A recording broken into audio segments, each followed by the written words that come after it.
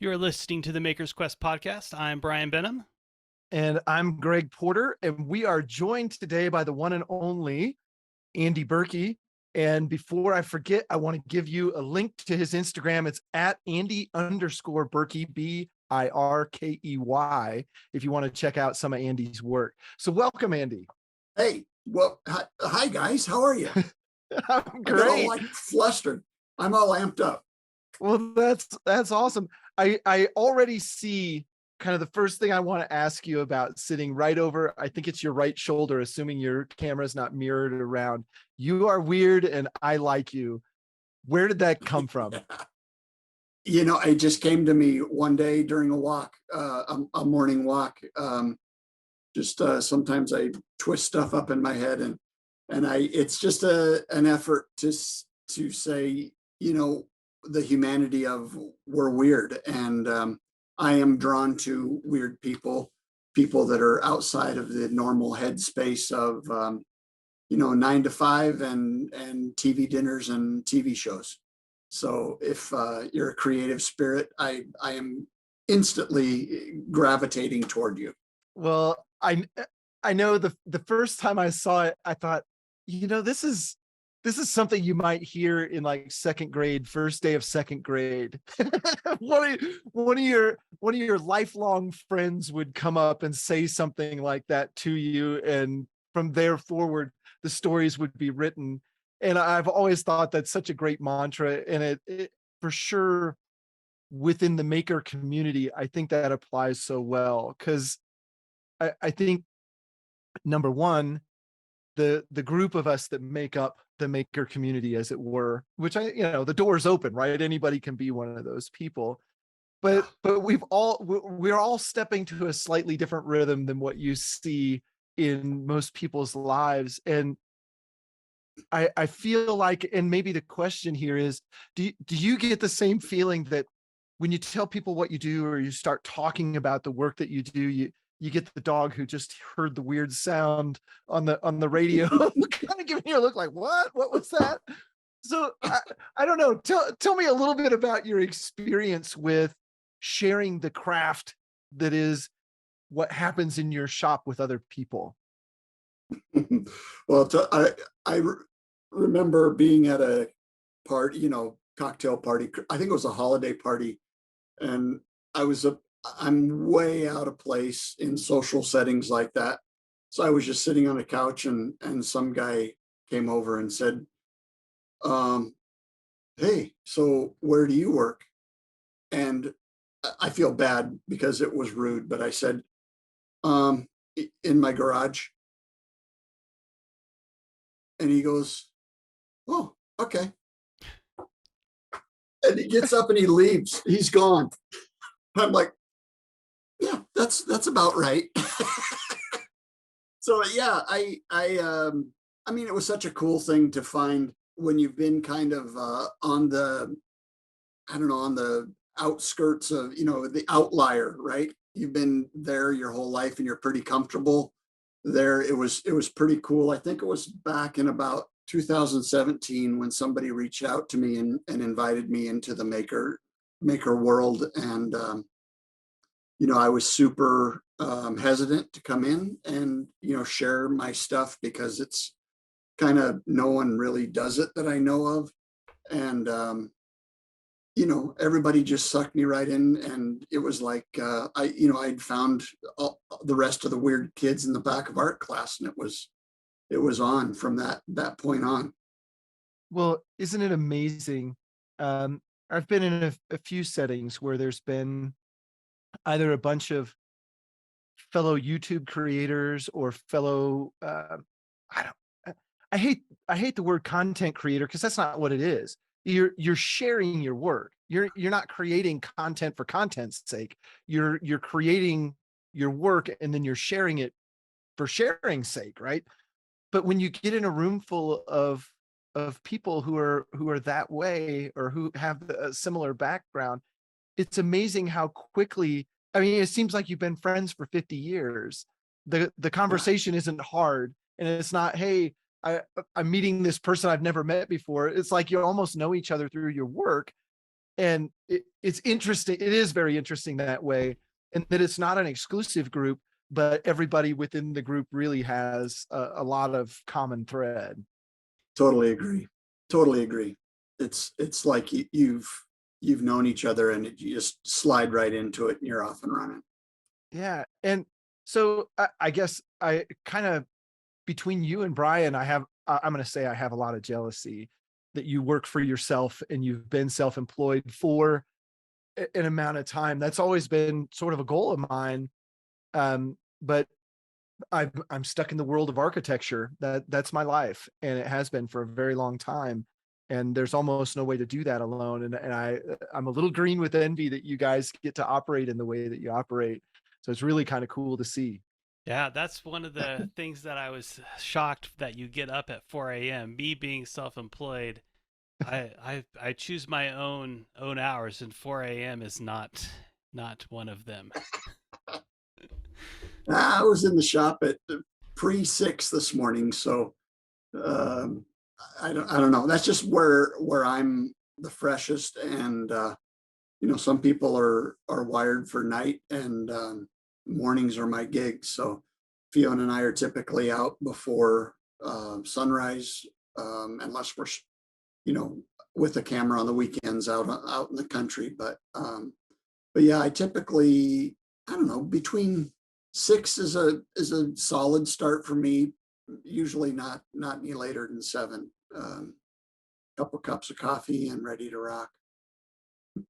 So your morning routine is taking Fiona out for a morning walk, taking pictures of the sunrise before you get to work and get after it. Then I think that's one We of the things that people on Instagram really know you for are your morning sunrise pictures. Yeah, it's a meditation. I'll be honest. I mean, yeah, I need to exercise my dog, but the photography and just the effort to get out. We're a wide open sky around here in central Illinois. So, that concept of knowing your place in the universe to me is just super healthy, and there's nothing does that quicker than a wide open sky and a sunrise for me. So it's a healthy meditative place for me. Kind of sets the tone for the day. Yeah, yeah. Especially, if you're really deep in some crazy math gothic stuff, that is just a critical thing to just do a mind wash in the morning, and kind of then you're refreshed and can get back after it again. So Because I can you're go weird places if I don't do that, quite frankly. Yeah. so your mind is kind of working on the problems that you're going to encounter once you get into the shop subconsciously. I'm actually doing the opposite. I'm trying to not think about that at all. Kind of like sleep for me is that if I can get away from the problem solving thing that's always going in our heads, if I can drop out of that for a half an hour, then I'm in better shape. Ready to go. So, speaking of working in your shop, I on your Instagram I saw that you were doing a repair to a church that had been vandalized. Um, Yeah. so how's that? I'm curious about how that process is because you only have small parts and pieces of the whole thing of what this thing is going to look like. Maybe I should Yeah. ask you if you could describe it since this is mainly an audio podcast. Um, what it looks like. Well, it's a half circle, kind of a bas relief panel of just organic acanthus leaves that is above an exterior door, actually two doors. And somebody was trying to get to the copper flashing uh, on the little portico roof, and beat the heck out of this panel. And then the very efficient janitor swept up a lot of the pieces and disposed of them in anticipation of my arrival. So it was like Ah, But yeah, on that one, I was able to remove, maybe a square foot, maybe 2 square feet of the panel, which was important because I can use that mainly for finding the depth of the relief and the texturing. So at least I have that. And then I immediately had the church secretary put out a call, email blast to everybody for pictures of ancestors and weddings and anything like that to get reference photos. And then I got a couple of them that I could piece together with a digital projector in the shop, and started moving that around till I could mess with the aspect and everything, and get a good idea. I mean, this one's pretty easy. Well, all of that, what I just described, was easier because it's organic shapes. So if I'm in the ballpark, I'm going to be good enough for this one.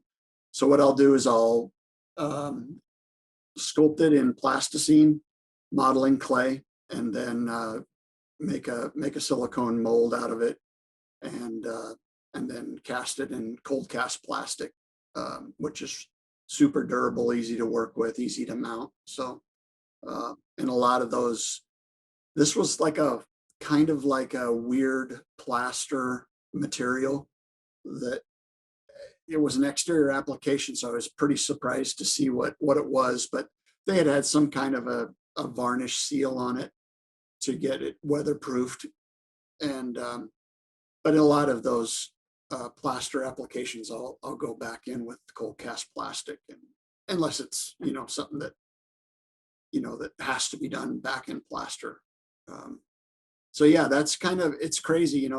You develop a reputation regionally, and stuff like that happens, and you get this panic call, and you roll out as quick as you can and try to get there. I also work with some stained glass studios that if there's a fire damage or vandalism damage or something like that, a lot of times they'll want me to stabilize and get the panel down horizontally and get it to their benches, because they don't want to do that stuff. So, and I carry a lot of insurance for other people's property in my possession. Yeah, I imagine. So So, when you're doing this work on this particular job, you're able to get a whole bunch of pictures. If you weren't able to get a whole bunch of pictures, how would you have gone about recreating this thing so you could get the church back repaired and ordered? And I guess we didn't, before you answer, I guess we didn't actually introduce to people that may not have known you exactly what you do, but you are, I know when we've talked before, you say don't call me an expert, but I view you as an expert in restoring historical buildings, especially churches and goth type style architecture. So, okay, so that's now, pretty accurate. yeah, so now back to my question. So what would you have done if you didn't have all those pieces to reference off of, or those photos to reference off of, and you just had maybe just a little piece of kind of to give you a hint of kind of what it looked like?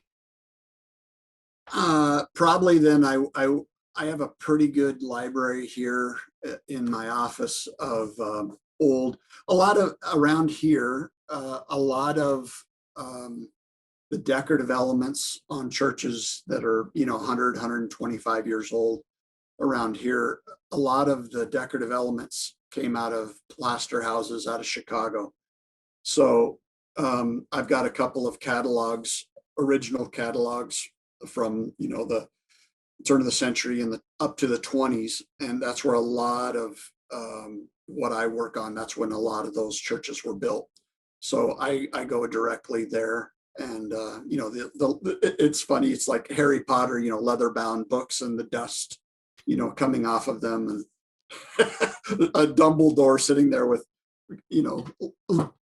jeweler's loops on, and feel like you should have a long beard.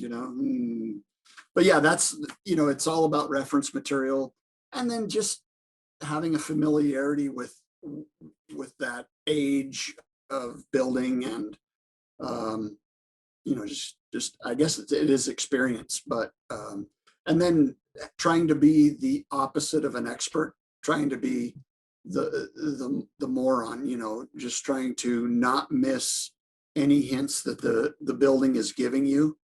Um, and like in this particular one, there was the busted out panel, and then there was another one just down the block in the same building that there was a wood panel covering what would have been the same panel.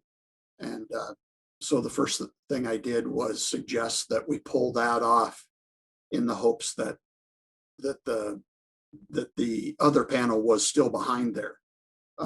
It wasn't, but it was worth the effort to pull that off. And then they decided to go ahead and have me make both panels. So they're slightly different sizes, but I'll sculpt the bigger size and then make it smaller for the other one. So it's Well, cheating, man. It's super cheating.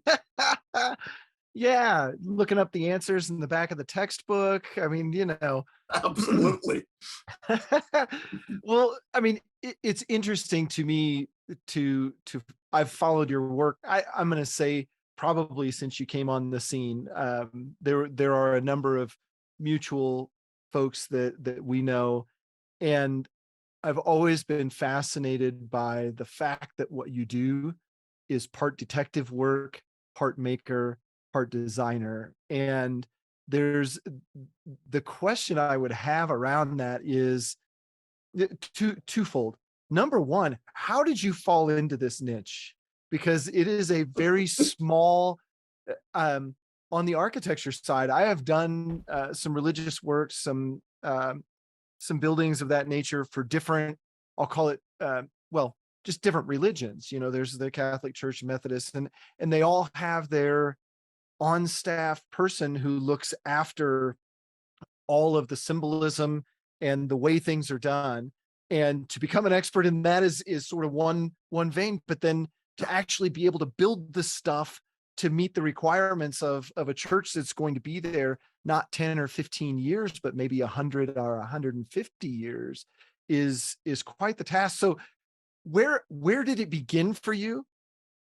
Which was first, chicken or the egg? And then how did you settle into that niche? It's an unscripted.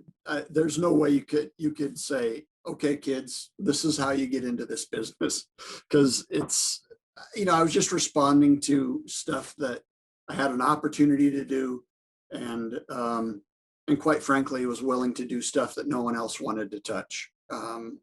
But yeah, I was very fortunate. I was working, doing project management and finished carpentry down in the Virgin Islands for 6 years. And it was about time to come back to the States, tired of living on a rock, and met a guy that said, I'm working at Norfolk Naval Shipyard, doing contractor work there. I could, if you want to move back to the States, I could get you on doing something there. So yeah, I said, yeah, okay, we're having a go at that. And I found myself working on a government funded job, which, in restoration, it's all about your resume, right? So without knowing it, I got one of the best things to have on my resume of a federally funded, government owned building that it was a church. It was called the Chapel Under Four Flags. So they had 4 different religions in one building. Super weird. I was only there for about 3 months before I bailed out of Virginia. And and then it just started to become something that I had that resume, and I flushed it out with some conferences and things like that, and got a couple opportunities. And next thing you know, you have a resume that actually looks like you know what you're doing, even though you completely don't. So yeah, and then a Catholic church that was completely gutted, a neo-Gothic space, which was a very cool room. It had a 60-foot vault in it and had been completely gutted in Vatican II, which it was in the early 70s. A lot of the church, they decided that they were going to modernize those rooms and take out all the neo-Gothic design furnitures and altar pieces. And then, and then 30 years later, they decided they wanted to put them back in because now new rules were in that they couldn't just, tear it out again. Yeah. Well, it's interesting that what comes around goes around, and even in the big world of religion, that is the case as well. I mean, there was, the Vatican II was a very thick line of demarcation pre and post, and things changed. Who knows, for the better or for the worse, but it is interesting to see how that's all come back now. And ask anybody where they want to get married, and they want to get married in the old cathedral, right? I mean, Absolutely. there's some charm, and just the detail in those buildings is amazing. And I think back, Andy, when I look at your work, and I feel like, and I know we probably see the tip of the iceberg. We probably don't see the big picture of what all it is you do. But when I walk into some of those buildings, and I think, how many craftsmen did it take to put this sucker together 100 years ago without modern tools and all of that? I mean, there's a whole different appreciation for the level of, the number of man hours that were put into making those buildings come to life. It's but when you really have to do deep dive work on, so like an interior, like the one I just described, we put, again, one of the very first things on site is to put out a call for anything related to the history of the church. In that case, when they were tearing that stuff out in the 70s, they were literally had backed up dumpsters and were throwing the altar piece in the dumpster, and people were climbing in and getting them out right, like as soon as they would throw them in. And a lot of those pieces came back. And so then, again, same sort of deal. You have a place to start, and you can start designing around historical pieces. And I've always tried, just kind of from a nostalgia point of view, I try to put almost every piece that I can that comes back in that kind of a call, put it integrated into the pieces in some way, shape, or form.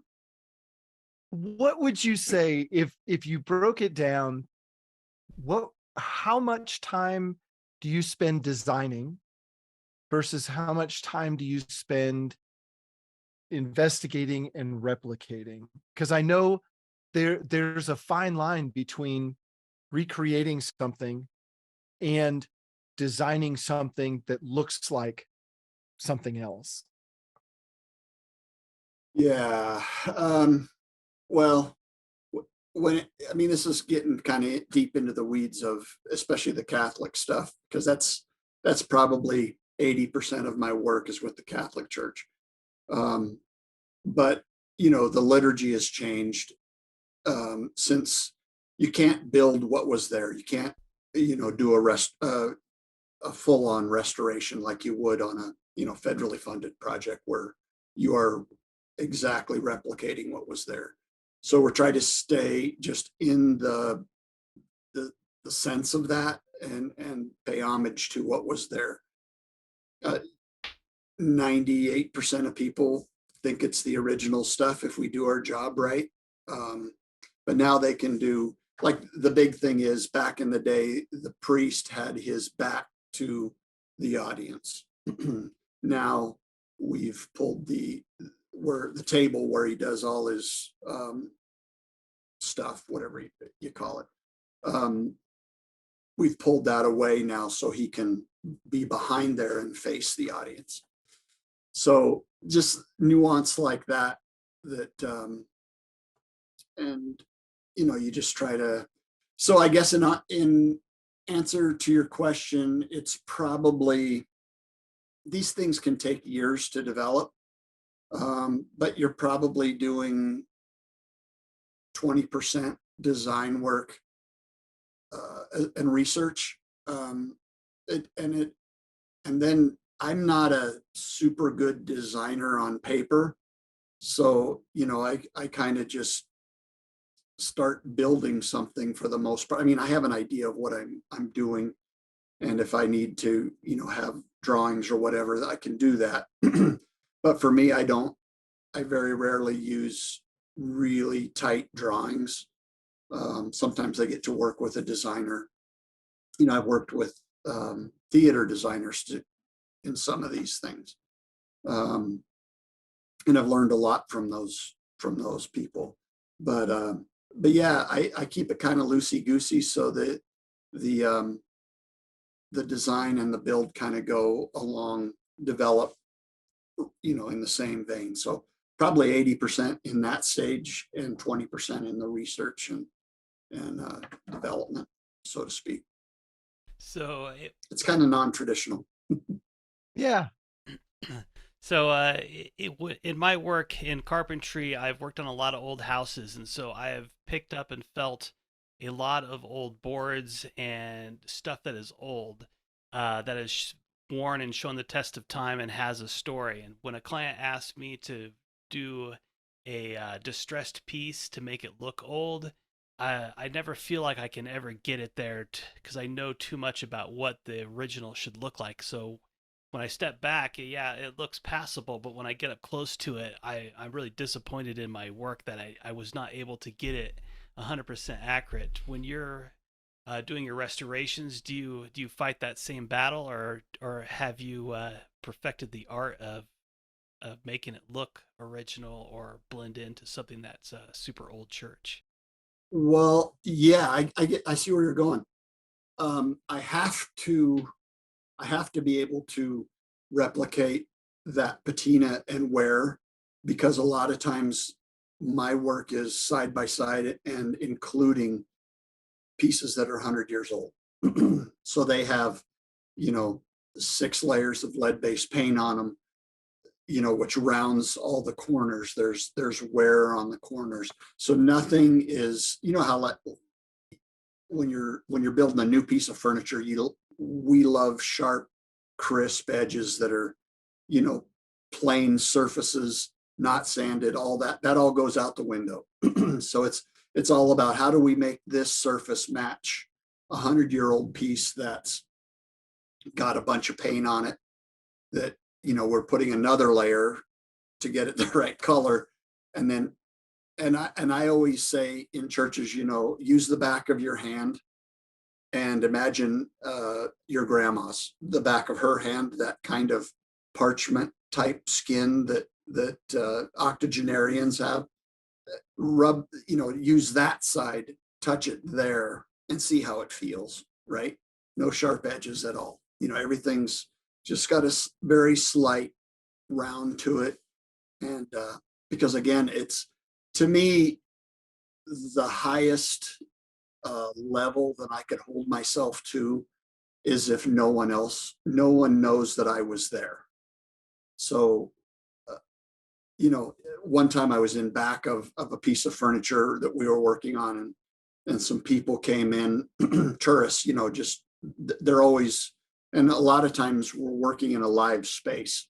But I remember these ladies walked in, and I remember a lady kind of clutching her heart a little bit, and she said, "Oh, it's just so nice that they didn't tear this furniture out, and we had just installed it like a week and a half earlier." So to me, it's kind of goes against your, craftsman ego type of thing, that you want to be known for the work that you've produced. For me, I flip that on its edge and say, "Hey, I don't sign any of my work. I don't put business cards inside of spaces to be found in 200 years or anything. Uh, I just need to disappear into the piece and let the piece, do what it was designed to do originally." Interestingly enough, Andy, I think that's probably the piece of your personality that I've latched onto the most. And it's I'm trying to think how to describe it for folks who don't follow you and don't know who you are. But it's an amount of selflessness that I see. And it's interesting that you talk about your work in that way, because I see it in other parts of your personality. And I would say, number one, um, the way that you approach other people, I would say, who are asking for advice, but maybe encouragement. I've seen you have these Instagram stories that are just these quick little blurbs of things, and it's always this really great tie-in. And I would say the attitude is just fantastic. Your your joy is infectious. That's a good way to say it. But I've seen the videos that you've done with your sister and the van rides and the ice cream shop visits and things like that. And the one piece that I wrote down, and I can't remember when you posted this series of videos, but I know it's probably been well over a year. It might be 2 years ago. It was the neighbor kid, and I want to say his name was Georgie. Have I got that right? Yeah, Georgie. Yeah, And it's coming over this weekend. yeah, and where I'm going with this, and there is a question buried in here, is the series I saw with Georgie is you were teaching him about entrepreneurship in mowing yards, and how, how to charge for them, the level of skill and craftsmanship and pride that you need to put in your work, and all of that stuff. And I number one, I think that tells me volumes about your personality. Just seeing how you take the time to mentor people who probably didn't come up and ask for you to be that person, but you saw these opportunities to make somebody just one notch better. And my question is, and I don't know the answer to this, do you work alone, or have you worked with other people? And what have those relationships been like? Yeah, when I moved back to the States to here, my brother-in-law worked for me for 5 years, and it was just magical. Because we had, we just, to this day we get along. He moved on to do some other stuff in the military and stuff, but that was super cool. And then I kind of lost my way, the way that I feel like I'm most comfortable being. For about 5 years, I had expanded, gotten a business partner and gotten 6 employees, I think it was, and we were managing apartments and doing restoration work. And the crews, the guys would come in and start on the new construction side doing trim carpentry, and then they would work themselves over into and I just, the worst thing in the world was the best thing for me, and that was 2008, 2009 crash that just flushed a lot of people out of the business, and you know a lot of people rolled over on me as far as money went. And so I had a good sized shop I think it was a 3,000 square foot shop that I was renting, and it was hard, man, but I had to roll over, and got rid of that and moved back in my shop here. And my overhead went from, I think it was $12,000 a month before I could write myself a check, to down to 400. And when after about 6 months of licking my wounds and putting bandages on my ego, I kind of woke up one day as a result of some martial arts training that I'd started doing, and kind of went, you know what, I'm this is what I'm supposed to be, by myself and managing myself. I'm not a good manager of people. Um, so you have to go through some stormy water sometimes to find the port that you're the most at home in, right? And so yeah, like I say, it took a while to get over the I guess I was part of my self-worth was involved in that business. Um, yeah, the best thing that ever happened to me for sure. And so yeah, I mean, the other thing that was nice about, whatever it was, 2016, 17, was coming into the maker world, is that, you have people that are eager to learn. And, I figure if I can push them forward and encourage them to, you know, even if it's hobby style, great. If it's small shop style, great. Or if it's even getting into the trades and finding pride in doing good work there, that's a pretty high calling, I figure. Well, I think one of the most telling hashtags out there that talk about your influence is the blame Berkey hashtag. And I don't see it nearly as much today as I did a few years ago, but it was those inspiring, sunrise photos of Fiona's eyeball from a half a millimeter away, or however you take those. I don't know how you're doing it, but but those things that just, you see it on your phone as you're getting your day started, and it just sets you on fire and makes you want to do something really cool that day. And I feel like that's one of the biggest compliments anybody can pay, is when they do something inspirational and they sort of, for lack of a better way to say it, they blame it on you. Yeah, yeah. It's that's what it's all about, is hopefully giving you the license to take a minute and see something with fresher eyes. Um, and I the cool thing is if you put that out there, that vibe out there, you better be careful you're not a hypocrite. So it keeps me honest too, right? Yeah. But yeah, it's always an honor. And I'm completely humbled when I'm in my jam in the middle of the morning and somebody in Europe is like, hey, check this church I just walked by. I snuck inside and took a couple pictures for you because I figured you'd jam on it. And that's super that's super cool. If somebody is like tripping on their vacation, like an American, let's say in Europe, and I've gotten them from Thailand and everywhere else where people are like, hey man, check this out. I figured you'd dig this. That's pretty cool. That's pretty That's cool. awesome. So, speaking of Europe, Notre Dame or Notre Dame, I don't know how, I've heard it pronounced both ways. I don't know what the proper pronunciation is, but when that burned, how much did you want to just jump up and get on a plane and go help reassemble such an historic building? I sat on my couch and cried, to be honest, when it was happening.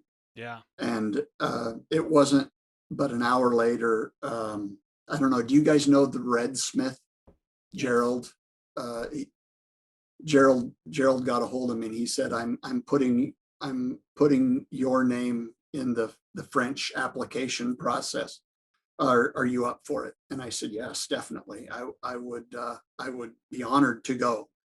Um, Knowing full well that the French were probably going to keep that really locked down and in country. But yeah, I think I'm pretty sure he did, put my name in and references, and he asked for a resume and all that stuff. And um, it didn't happen, but I would have gone in at the drop of a hat. I really would have. So actually, I talked to my wife about it, and she was cool with it too. So we would have very, very much liked to have gone to Paris for a while and work on Notre Dame. Yeah, I'm in. Yeah. So, just to step back a little bit, Greg kind of stole my question, and so I'm going to rephrase it in a different way. Um, when we were talking about when you were talking about 2008, when the housing market crashed and you had to hit the reset button, that is something that happened to my business. Well, I was working for somebody else as a project manager, and I hated managing people. And so when that construction company filed for bankruptcy because the housing market crashed and I had to find a new job, I really did not want to go back into the management field because I did not like managing people. but I found over the years that I miss not necessarily managing people, but teaching people and training people. And as I've started my own business, and that was kind of my reset button to start my business, there I have started to teach people. I'm not really comfortable yet to have somebody in my shop as like an apprentice. But is that something that you would like to do in the future? Because I feel like you have a ton of knowledge locked away in your brain that not a lot of people have in this world. It would I think it would be a really lost to society for that to go away and not be passed on. Ah, Sorry to ask it in such a poignant way. I had a more elegant way of asking, no, and then Greg no. derailed me. Um, no, I don't right now. I'm not anti-apprentice. Currently, I am not in search of one, put it that way. Um, I mean, my world is pretty cool right now with the level of work and the flow of work. I'm not Jimmy DiResta, man. That guy's work rate, I just it's insane. I mean, I respect the living daylights out of him, but if you cats have been out there in upstate New York and see the pace that he goes, that's not me. Um, my world is based on a Buddhist philosophy of a holistic lifestyle, and that is that it's as important for me to take time for morning walks, meditative type walks, and that's as important as a time draw for me as being in the shop. Now I can tilt off of that balance for a while, but I have to return to that. Um, the nice part about my world right now is if I want to take a flyer in the middle of the day and drop the tools and do something else, I can do that. So anytime you get, an apprentice type relationship going, then you have to change your world to accommodate that. Um, so I would imagine that as I get a couple more years going, I would like to kind of relive the YouTube thing when I don't have so much time or money commitments coming out of the shop. So that I could see that being probably the more likely avenue of a way I'd like to pass on some knowledge. But it's tricky, because mainly, I mean, I don't have te- techniques really like woodworkers, like bench workers. My background is job sites, carpentry and in crazy. I mean, I cut my teeth in the Caribbean, building multi-million-dollar homes with cross-cultural, multilingual, you know, no education, a lot of the crew, just these crazy situations where you're trying to manage people for people, that are high dollar folks out of Boston and New York, and with those expectations, and you're half import export guy, and customs, and all it was just a train wreck. But that's kind of my background, that there is this sort of level of chaos that's, I mean, I guess I'm kind of mixing up a bunch of stuff, but what I do, and I think what my value is very hard to quantify into, like, here's how you do this one process. But to me, it's more about the headspace and the problem solving on the fly, and how to adjust the skill set that you have to what's in front of you. So that's why I get called on these sketchy repairs and damages and stuff like that. I think because I mean, you go on, your reputation precedes you, whatever that reputation is, But a lot of times you'll go on and pull into a church and there'll be a bunch of guys standing there and they kind of part and just kind of, oh, here he is. That's him. That's him. I see him. And it's kind of like, hi, everybody. So, and then you try to sort things out. And so I don't know. I'd like to push that type of headspace. You know what I mean? That kind of, okay, because it starts with seeing, that's where the see more, make better thing comes from. It starts with seeing everything and seeing more than everybody else. And that kind of observational thing, and then responding to the observations. It's complicated. Yeah, I think. Well, oh, go ahead, Brian. Well, I was just gonna say, yeah, I think headspace is really important. I think that's something that's really hard to teach, like, and also really hard to learn. There are days where I'm out in the shop and I am not really in the mood or in the flow, and it's a frustrating day, and my work shows it. Like I can't cut to a line to save my life if I'm having a frustrating day.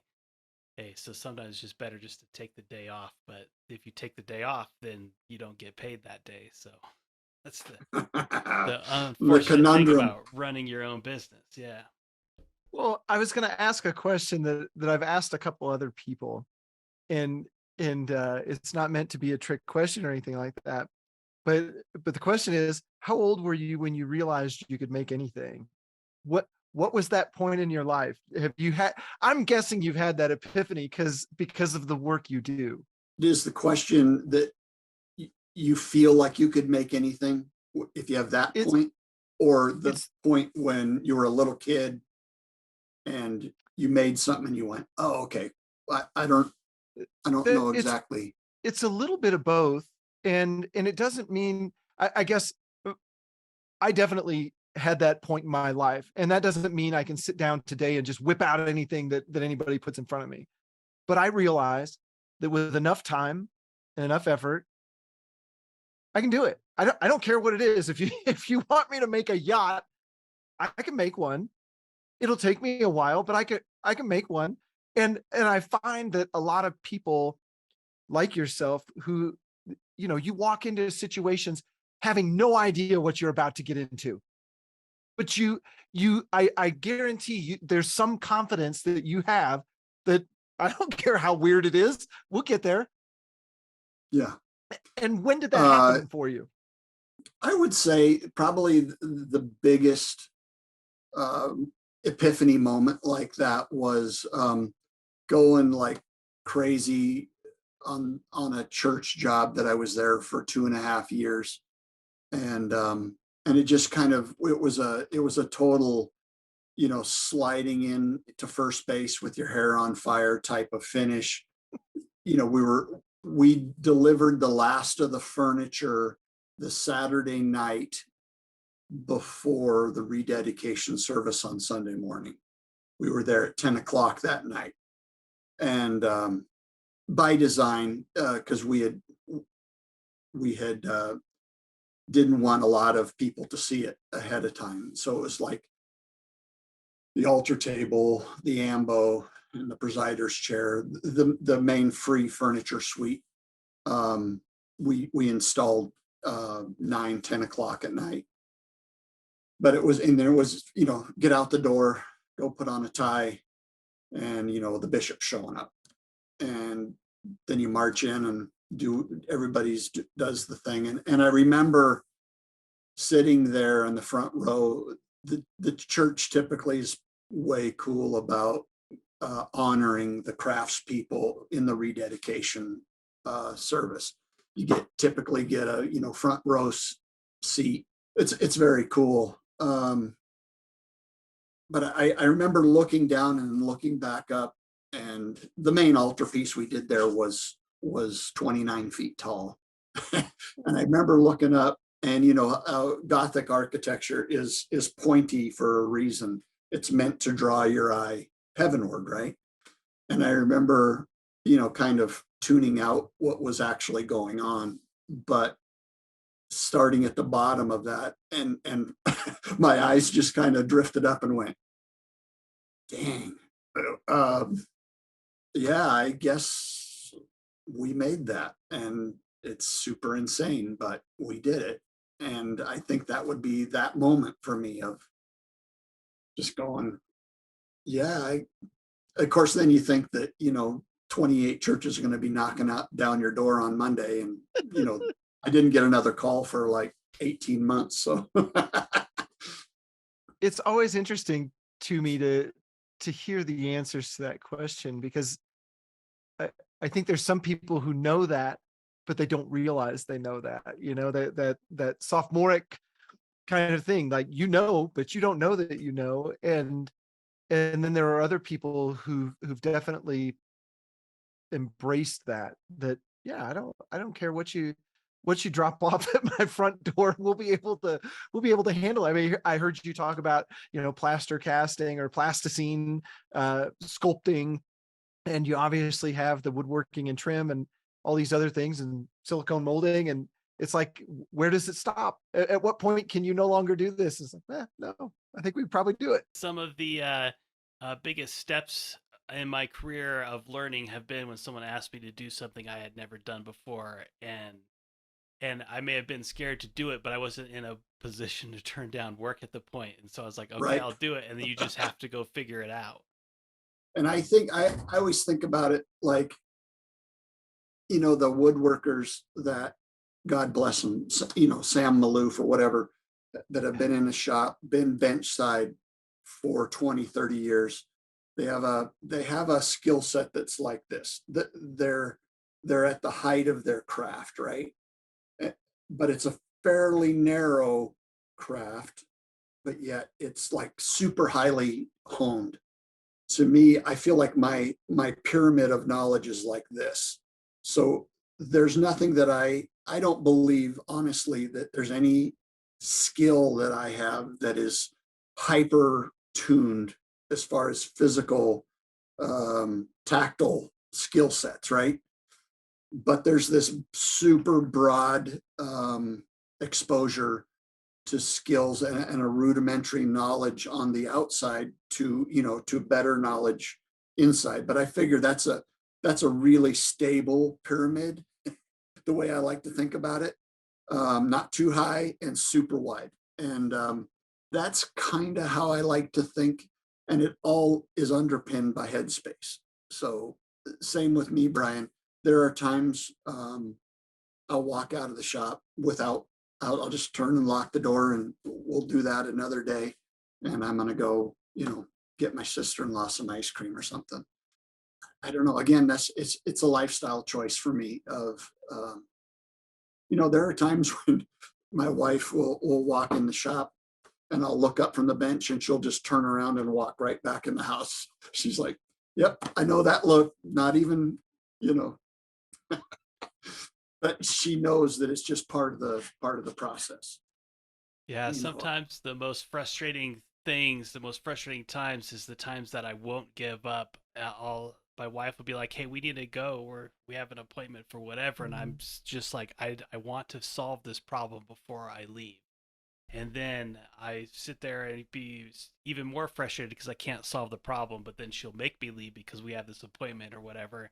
And then when I come back the next day, it's just like, oh, why didn't I think of this thing? And then all of a right. sudden I'm back off running again.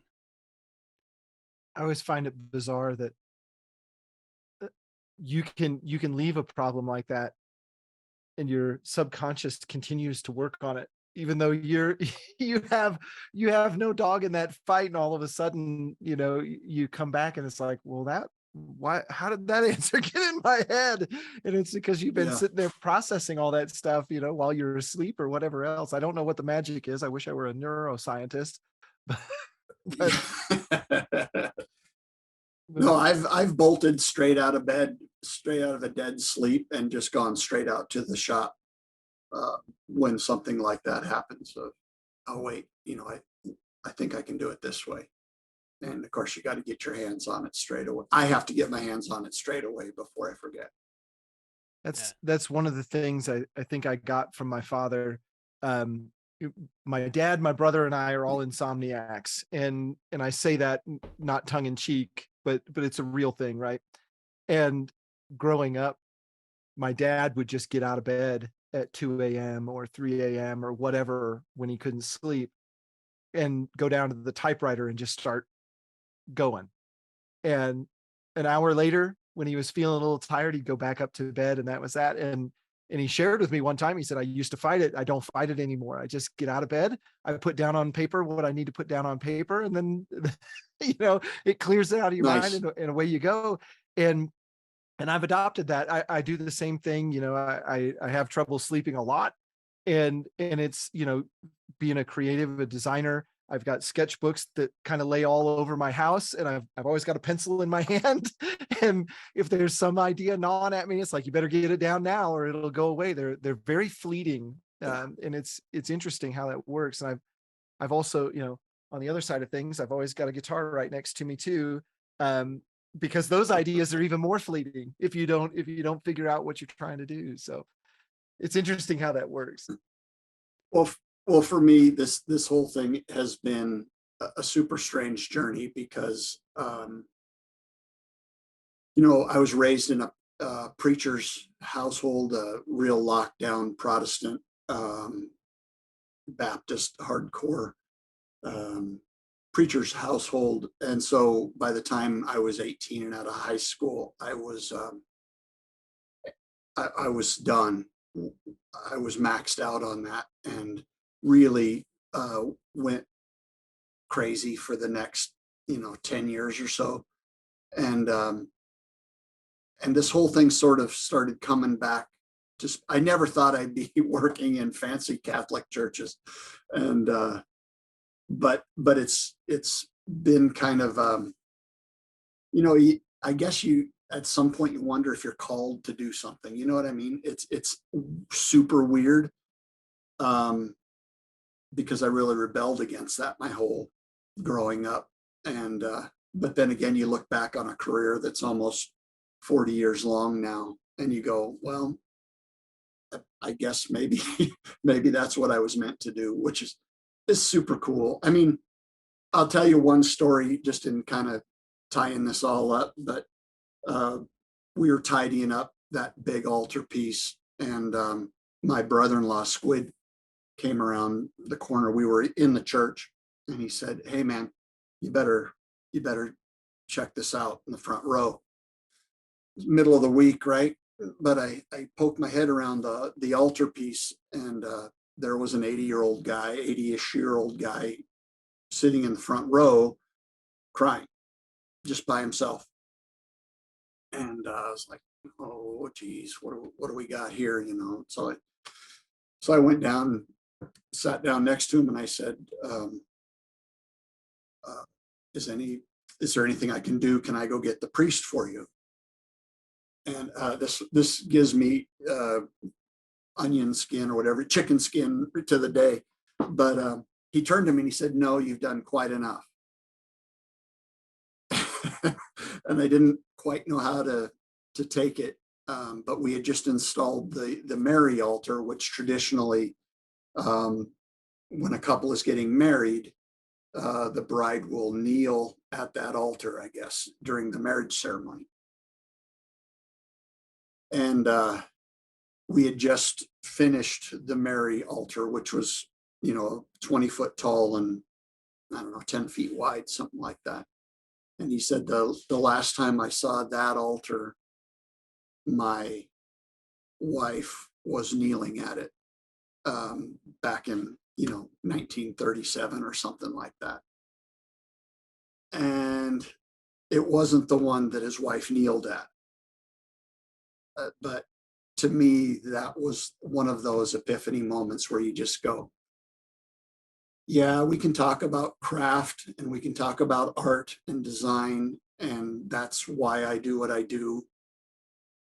But there's moments like that when you realize that this isn't screwing around either. This affects people's lives. And that's super cool. Super cool. So Oh, that's awesome. he ended up bringing in pictures of the original altar. He, took the original photos down somewhere and got us 8x10 black and white pictures of his wife, at their wedding. which it was like, wow, this is super cool. So yeah, That's awesome. that's Well, it's so compelling when you know that your work affects people in a very positive way like that, whether that's, bringing back these really great memories or just making a space feel complete like it used to be. So my last question is that anybody that has followed you for any length of time knows that you have a couple of loves of food. You either love tacos or you love bacon. I do. If you had to give one of those up, Yes. what would it be? Which one? Oh, that's not cool, man. You can't just like, you can't do that. You can't just like ambush me. No. I didn't want to text you and tell you that this was going to be the hardest question of the night, but I understand cool, your pain. Okay, so we got to break it down. Okay. Bacon, I consider to be meat candy, right? I mean, it is the candy of all meats. Okay, I gotta interrupt However, you there though. Can I interrupt you real quick though? So, sausage though. What about sausage? If we're gonna break this down, we got to do it right. So sausage, I like way better than bacon. I just think bacon has a better PR guy. What? No. Am I insulting you now? Shots fired. I think we're done here. Oh no, I'm so sorry. Listen, I respect sausage. I really do. But bacon is a visceral, emotional. It's an emotional reaction to a piece of meat, dude. I mean, bacon. Yeah, think about it. Okay. Bacon. Really? You know what I'm saying? Right. But that being said, I was raised on tacos, man. My dad was involved with migrant workers, and Juan and Bertha Martinez introduced me to proper tacos when I was probably 4 years old. And that's just mother's milk, Liebfraumilch, as the Germans would say. It's just, so if I had to, I mean, I eat tacos 2-3 times a week. And as I'm aging, I'm trying not to eat as much bacon. So it's a tough question. I mean, that's the worst question I've ever been asked on a podcast. Oh, sorry. It took us to a dark place. Oh, I was trying to end it on a I'm wicked uncomfortable right now. Oh no. I was trying to end on a lighthearted note. I didn't know we were going to get so dark. So, but what my takeaway is that if you and I ever go out for lunch, to save your health, I should eat the bacon before you have a chance to get to the bacon, and then you have the taco. No, because see, you are going to hesitate in front of the sausage, which he who hesitates is done. You're done. You're done. It's all over. This is a moot point, really. So if you want to, we can talk about chorizo tacos, which is a sausage. So we could go there if you want. See, now, like I say, I'm not against sausage. I respect sausage and its place in the world, but sausage knows that bacon is the king of meat, especially of the breakfast meats. Oh, I feel like your knowledge is, I got myself in trouble here. You did. You truly, truly did, my friend. You are swimming in shark-infested waters right now, bro.